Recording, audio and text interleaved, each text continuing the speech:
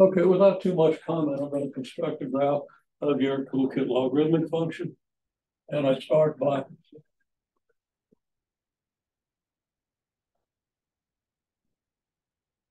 I did this last time, so it's kind of a review. I know it's going to extend out here a ways, and see why.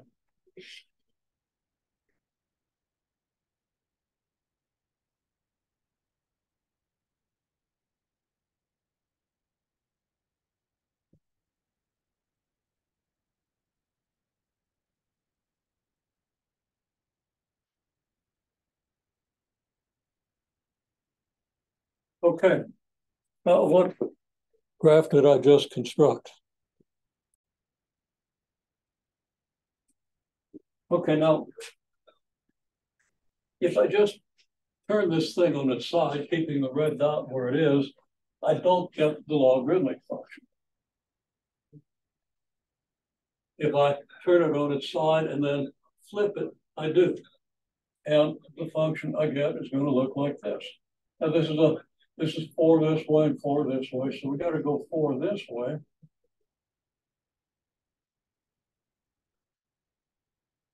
And we got to do this. To make it perfectly clear, and I want you to do more of this. I didn't see enough of this on the exam. It probably would have helped some of you. It also helps understand what's going on with transformations. You've got x equals 2 here, x equals -2 here, and y equals 4 here. Okay, well now, this line is x equals 4. It's like what we get, we flip the thing over, the y equals 4 line becomes the x equals 4 line. Does that make sense? This line is 4 units from the x-axis, and this line is 4 units from the y-axis. If we flip the thing over like this, the x and the y-axis get interchanged. And then, of course, we have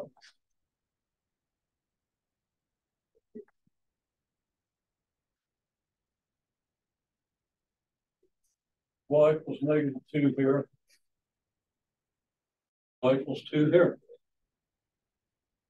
Then we use the same subdivisions.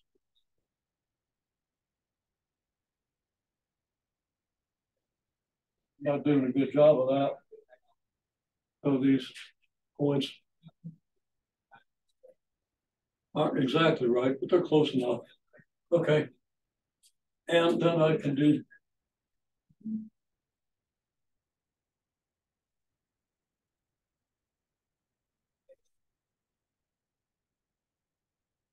subdivisions that correspond to these. Here's my x equals 1. Here's my x equals -1. So the y equals 1 and y equals -1 sort of correspond to the x equals 1 and the x equals -1. So you can see that this picture is just a picture of this square flipped on its side.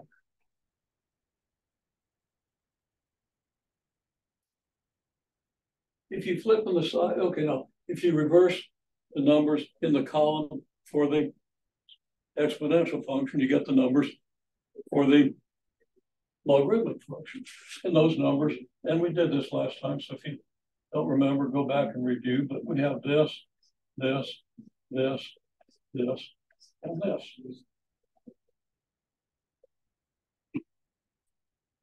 Okay.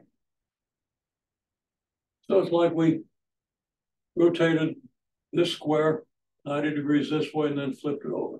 That's what we get. That corresponds to reversing the coordinates. This point is at -2, 1/4. This point is at 1/4, -2. This point is 2, 1. This point is 1, 2. Sorry, this point is 1, 2. This point is 2, 1. There's our graph. Now, if I wanted to graph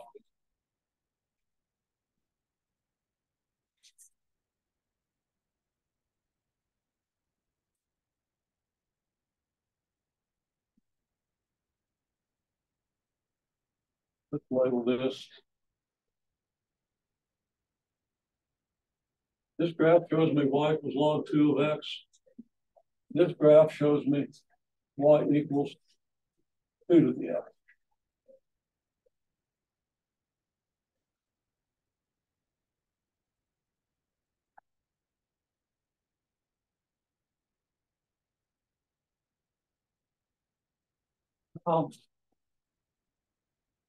We want to construct the graph of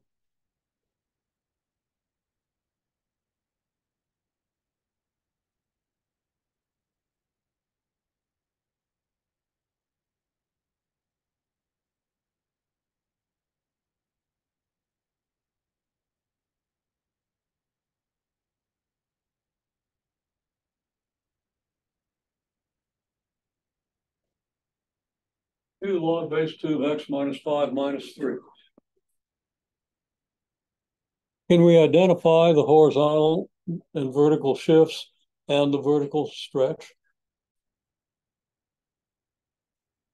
Just to review what I might or might not have recorded, because I thought this thing was recording when I did this. I don't remember what I did with this, but here's your basic 4x4 rectangle with the exponential function. I've labeled the lines, x equals -2, x equals -1, and so forth, that I use to construct that. You know where the lines are, you can do the construction, label the things, reinforce what these labels mean. People are not doing that. People have not done enough of it on the test, and it's going to help clarify things if you really get in the habit of doing it. I've been kind of stressing that for the last couple of weeks, so see if you can pick up on it. It's going to be helpful to you. Okay, now I flip this over this way. Okay, I flip the square, kind of rotate it about the red dot, rotate it 90 degrees, and I get this.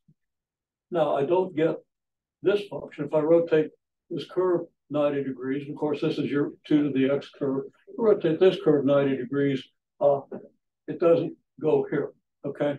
It kind of goes here. So we got to rotate it and then flip it, if you think about how we do it. So that what happens is the coordinates of these points get reversed for the coordinates of these points, okay? Now the other way to do it is draw your basic 5-point table for the basic exponential function and switch the columns. And you get these points, the points that you get with the construction. But what I've done here, I've done the same construction in this rectangle, except my vertical lines from this rectangle become horizontal, and my horizontal lines for this one become vertical, and my vertical lines here become horizontal. So the x equals 1 line becomes the y equals 1 line. Okay, the y equals 4 line becomes the x equals 4 line. You want to draw those and think about what they mean so you really understand how we're boxing this graph into this rectangle. Now it extends beyond the rectangle, certainly, but we want to be able to at least construct this much. Okay, so here's a graph of our log base 2 of x. Okay, now we came back here with a question. Can we identify the vertical stretch, horizontal and vertical shifts of this function? And most people didn't respond, but some people responded correctly. Okay. So how do we identify these things? Well, I'm going to say the way to identify them is to understand this notation. And function notation is still giving people a lot of trouble.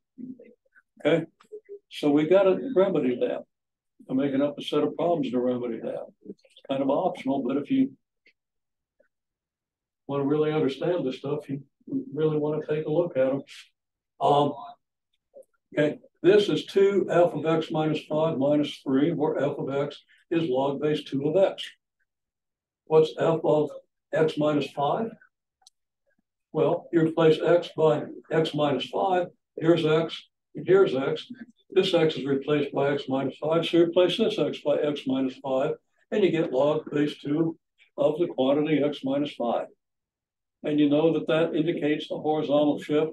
You should try to understand as best you can in terms of the graph's y. It indicates the horizontal shift of 5 units, not 5 units. Most people are straight on that part, okay? but make sure you're straight on it. Then once we've done that, the 2 out in front is obvious, and the -3 out on the end is obvious. So we just kind of start with this f of x minus 5. Then we start with the f function notation. We do what f of x minus 5 is. It has to be log base 2 of x minus 5. That tells you that f of x is log base 2 of x.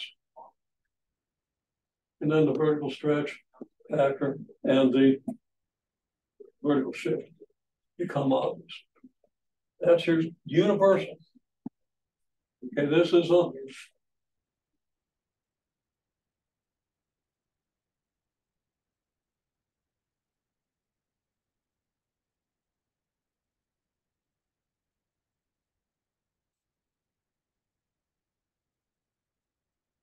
vertical stretch factor is 2.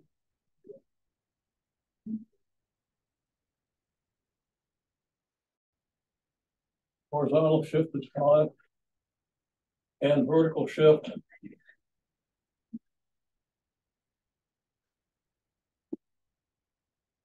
-3. Okay, so are we going to do the graph of this function? We're going to take this graph, we're going to vertically stretch it by factor 2. We're going to horizontally shift it 5 units and vertically shift it -3 units. That's all there is to it. Yeah. We really need to kind of pull this whole process together now. We need to be able to apply it to any function. We haven't applied it to this one, so this should be a good example. So we start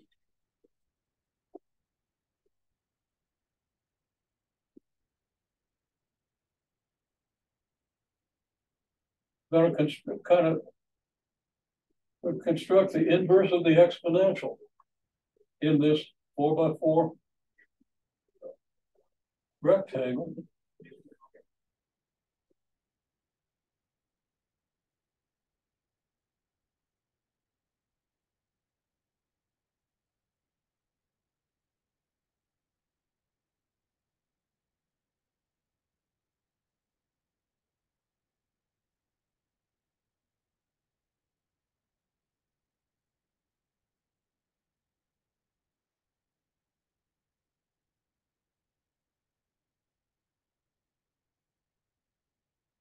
We label y equals 2, y equals 1, y equals -1, y equals -2.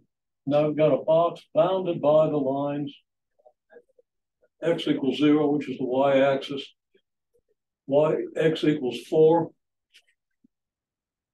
y equals 2, y equals -2, with a red dot here. We get our graph.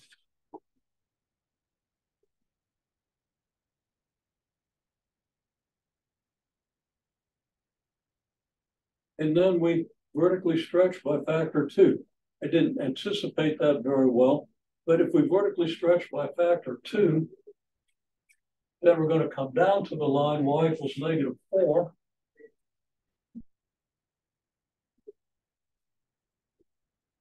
Which is twice as far from the x-axis as y equals -2, and y equals 4, which is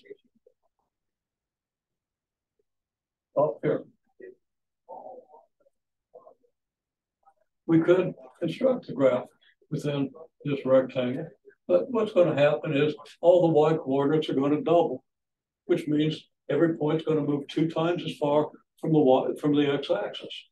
So we're going to come up to this point, and then this point will come up to here. This point will stay where it is. Use a different color.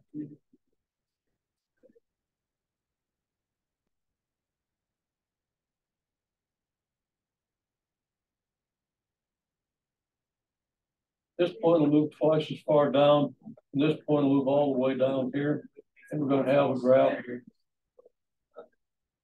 Looks like this. So this is y equals 2 log base 2 of x. All the y coordinates have been doubled. Y was equal to log base 2 of x, When we multiply it by 2, y is equal to 2 log base 2 of x.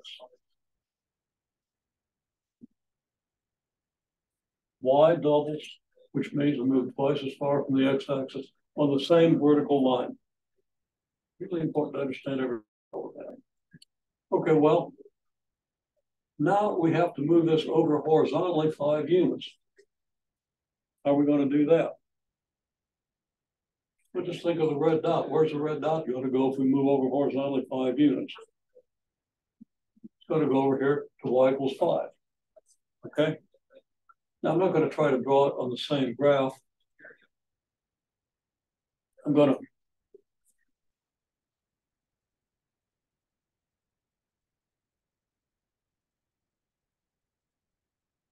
redraw the thing. So on the same basic scale,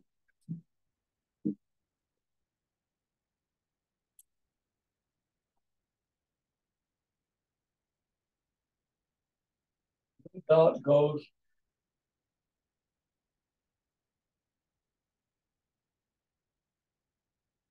from the line x equals 5.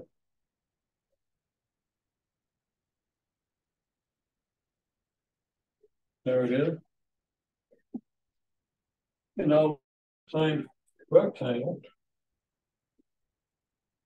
Actually, we want to draw the higher rectangle.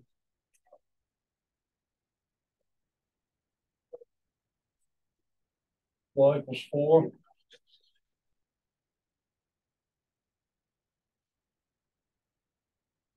Y equals negative 4.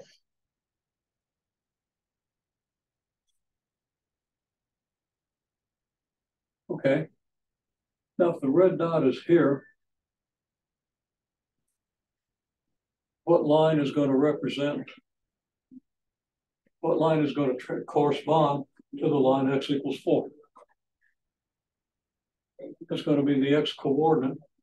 And well, we're going to take this green rectangle here, where the red dot is here, so we're going to move it over here. So the green rectangle is going to look like something like this.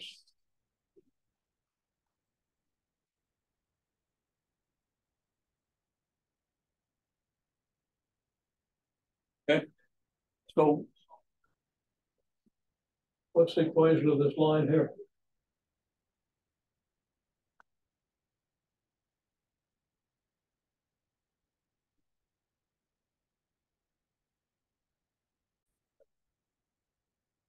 Just to summarize it, we take this rectangle, we move it so the dot of the red dot moves over 5 units, it's here. We get this green rectangle. It's 4 units this way, and it's 8 units this way, the same as the green rectangle here. Line y equals 4 stays where it is. The line y equals negative 4 stays where it is. The lines y equals 2 and y equals negative 1 kind of divide this the way we do with an exponential function. Then we got our vertical lines that divide it up again in the same way the exponential function does, except here we're dividing vertically, whereas the exponential function we divided horizontally when we went halfway, halfway, halfway, halfway. We get these lines and we want to label every line. Okay, every dotted line we use in the construction. So we get this green rectangle with a purple curve constructed inside the green rectangle. Every one of these points then has been moved over 5 units. We then move it down 3 units. So y equals 4 becomes y equals 1. Y equals negative 4 becomes y equals negative 7. Everything moves down 3 units. Here's our graph. And the red dot ends up halfway between here and here, which is here.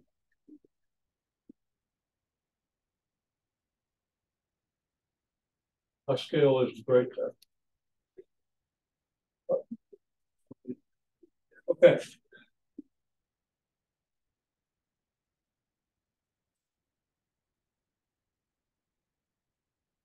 That's the process. As I said, this is an overly important function in itself, but it gives you the picture of how the logarithmic graph can move around. Now, in the homework, I was about to double check to see what I'm telling you is really true. You'll have a graph. Might look like this, or maybe like this. Okay, and they're supposed to represent logarithmic graph, and you have to figure out what the function is. Okay, I'll be more likely to give you the function and ask you to graph it. But you should be able to go either way with it. You should understand how the transformations work with these functions.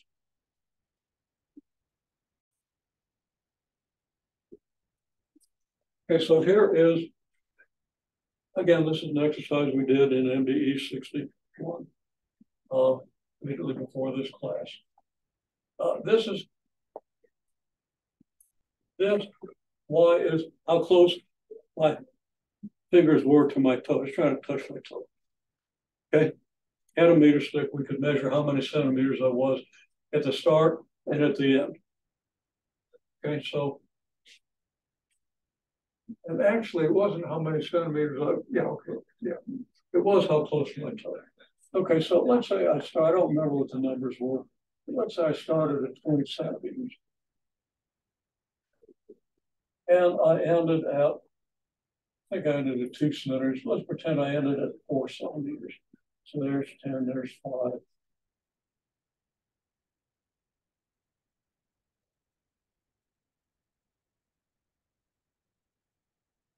Okay, what do you think the curve looked like from here to here? You think it'd be a straight line? Well, think about it for a minute. And, go home and try to touch something that's a little bit of a strain for you to touch, okay? Don't actually do this and destroy your hamstring. If you do, I don't take responsibility. If you don't do any stretching, maybe you shouldn't do it, but you get the idea. You keep a constant stretch, you go pretty far, in the first 10 seconds. Maybe you go from here to here. And then in the next 10 seconds, you don't go as far because the things try to resist you. And the closer you get to your goal, the more it resists you.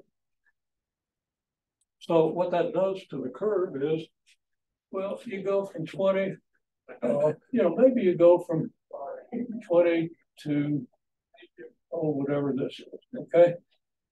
And then from this to maybe this, and from this to maybe this, and you get a curve that looks something like this. Does that look kind of exponential? Now you got to turn it around, but it's kind of the way exponential functions look. Now, I don't really expect it's a perfect exponential. And I really kind of want to talk to some of our people here who are experts in physiology to find out what the physiology of this thing is. Okay, I think it's pretty interesting. Being ignorant of anatomy and physiology at the level of the structure of an internal structure of a tendon, I don't know. Okay, so what I ask you to do is, okay, there's an asymptote here. Okay, we're not at the asymptote here if this thing's exponential. So I want you to write down what you think the asymptote would be. I think the asymptote is above the t-axis, but how close to the t-axis is this thing going to come as it continues to level out?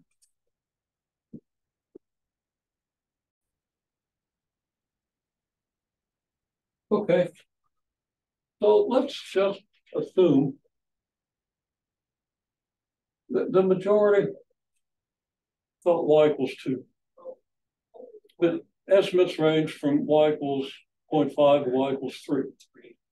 So I'm going to go with y equals 1. Okay.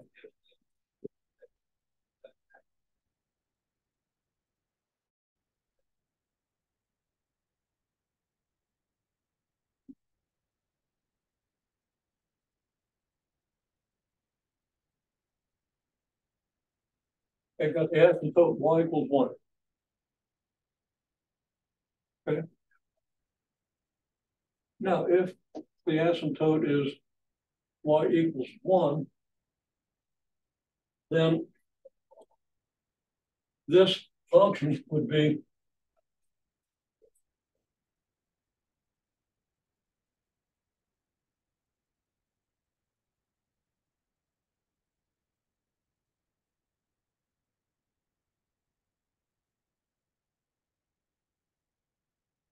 y equals a times b to the x minus 1.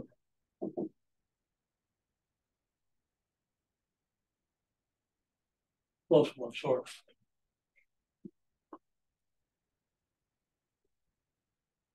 What do you think the coordinates at this point are? And what do you think the coordinates at this point are? Write down the coordinates at this point and coordinates at this point on your paper, and then we'll figure out what function fits these points.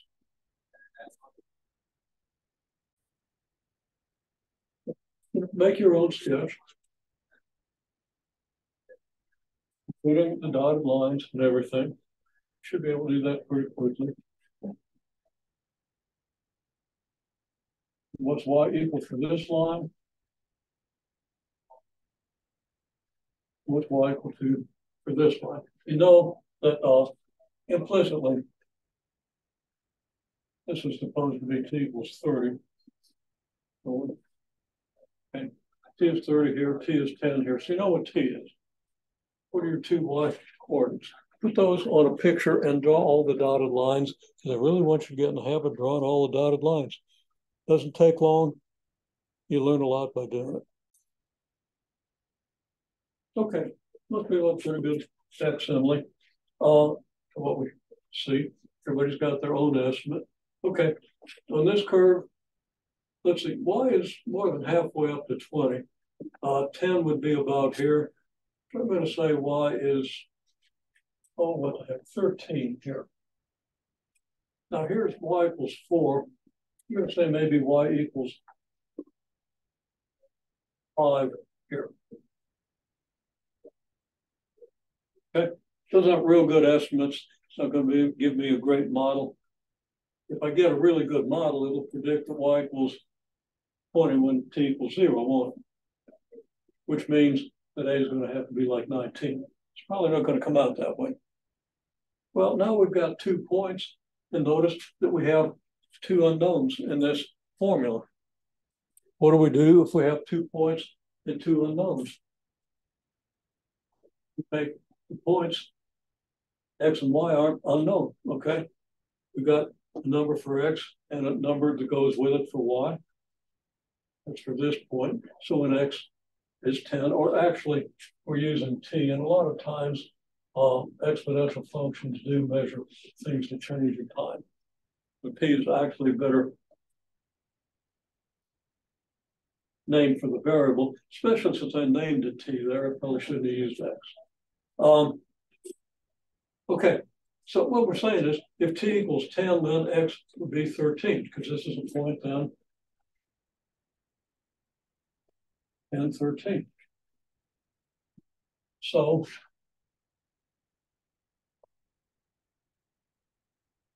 first point gives us 13 equals a, b to the 10th plus 1. Second point, well, second point is 35.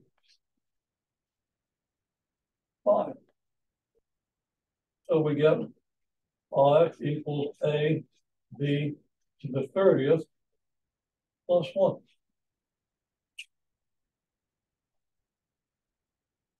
Okay. Well then,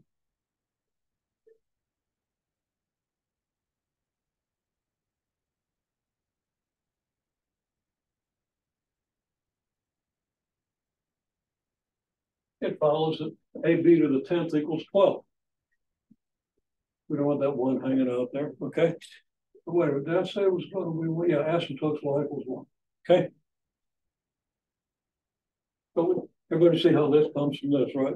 Subtract one from both sides.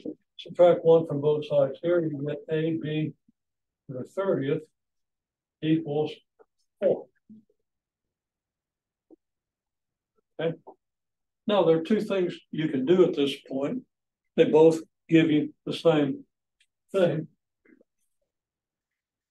I'm going to solve this system by substitution. Okay. 1 stands for the first equation. 2 stands for the second equation. Okay.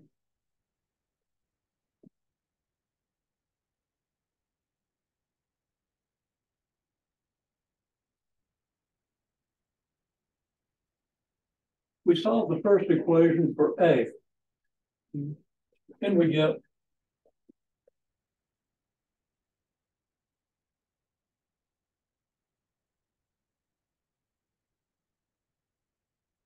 A equals 12 over B to the 10th. Okay.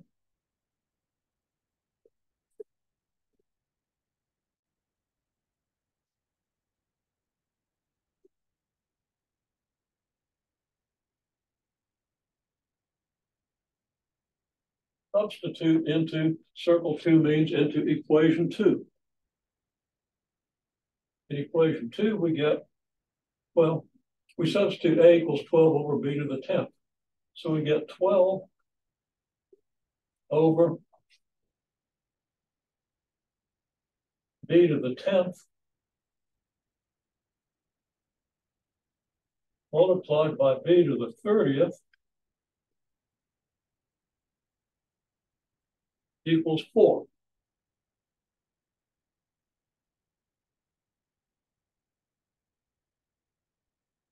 Now, I don't know if you can read that down there, so I'm going to rewrite it.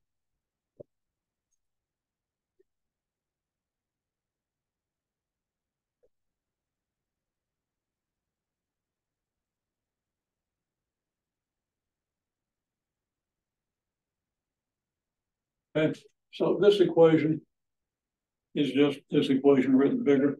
Do we see how we get this? Okay, this is just your standard solution of a system of equations by substitution. Something you should have done a fair amount of in the courses you had before this one. But I find that a lot of stuff gets skipped. Yeah, I mean, I skipped some stuff in this course too. Okay. To emphasize other things.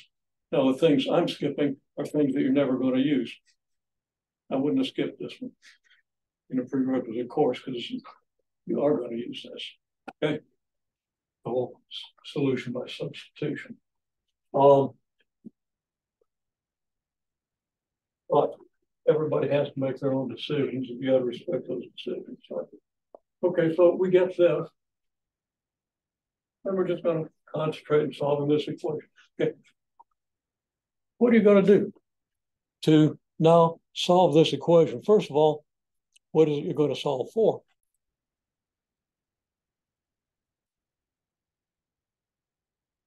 So as I said, I anticipate most people are going to have trouble with this, and you didn't disappoint me.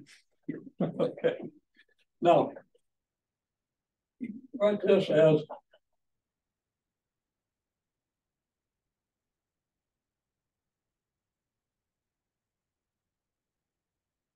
you multiply numerators and multiply denominators. Of course, there's no denominator here, but you can always write it with a denominator of 1 if you want, right? And this is what you're going to come out with. Well, this is 12 then multiplied by B to the 30th over B to the 10th again. What's B to the 30th divided by B to the 10th? Okay, now I'm not going to teach you rules of exponents. If we had all day, I'd be glad to. Okay? You wouldn't want to stay here all day. So we're not going to do that. You're going to have to review the rules for exponents. I'll just write them down.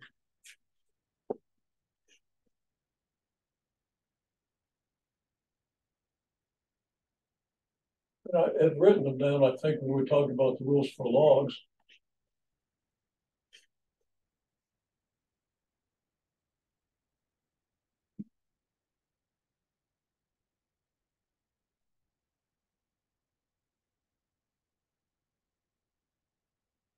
Okay, I'll even tell you a little bit about, okay, in this case, what's b to the 30th mean? It means you write out b times b times b times b, and you keep going until you got 30 of them. That's what b to the 30th means. What's b to the 10th mean? You write b times b and so forth until you got 10 of them, right? Now you got 30 of them up here and 10 of them down here. Well, you can group 10 of these with these 10, and you get 10 b's, product of 10 b's divided by the product of 10 b's, and you got product of 20 b's left over.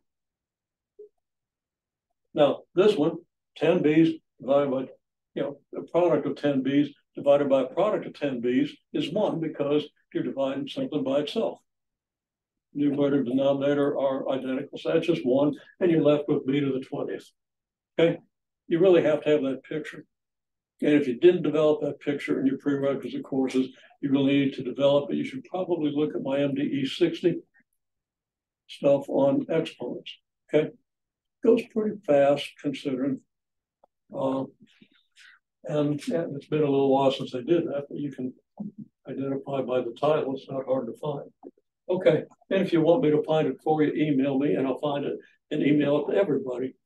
Or I'll imagine that I emailed it to everybody like I did with that homework over the weekend. Okay, so anyhow, this gives you 12 b to the 20th equals 4. Okay. Now, what are you going to do next?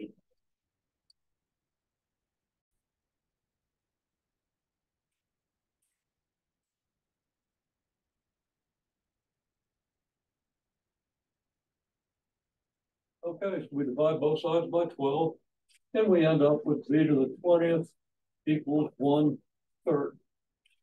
Okay, now how do we solve that for b?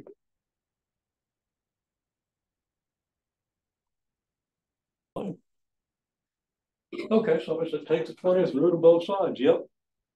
There you go. 20th root of it equals the 20th root of this, and your calculator will do a 20th root. Okay. Now, it's really easier to use the rules for exponents if instead of the 20th root, you use the 1/20th power. Okay. Because then we can use one of these rules. This one back.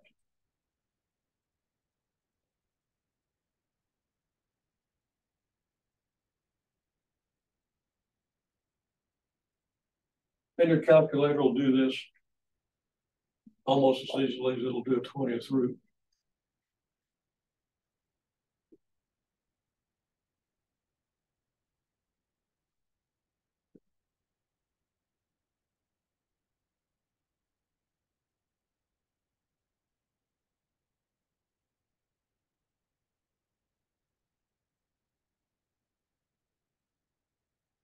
Well, b to the 20th to the 1/20th, x to the a to the b is x to the a times b. You have a power of power, you multiply the powers. Why did I choose 1/20th? Because I know I'm going to multiply these powers. I multiply 20 by 1/20th. What do I get? Careful which finger you use. Okay, yeah, we get 1. Okay. At this point of the course, I wouldn't blame you. It's okay. But yeah, be polite. Okay.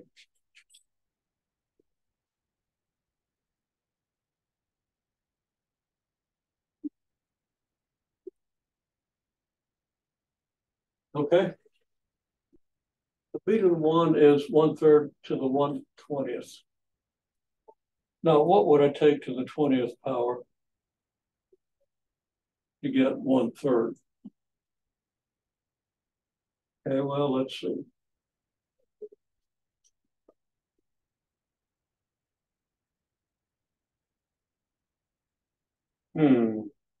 That's hard to do in my head. Give me another minute. I could probably come up with a good result. You can do it off your calculator. So we got a result. It's going to be like 0.92.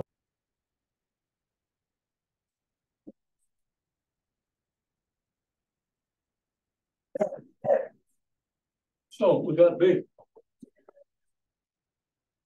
Okay.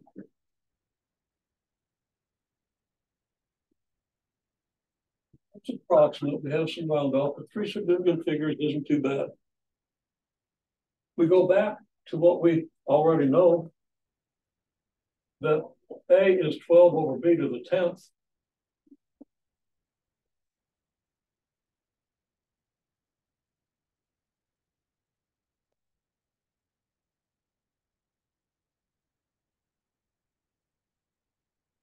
Okay, which is then 12 over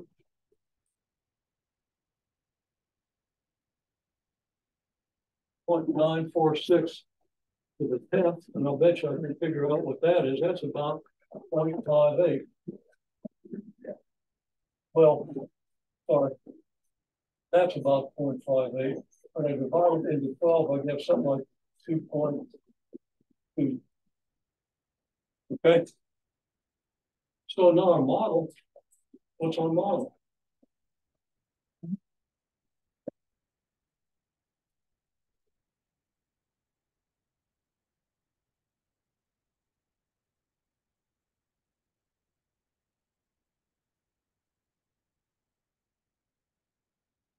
About 2.2 is 22.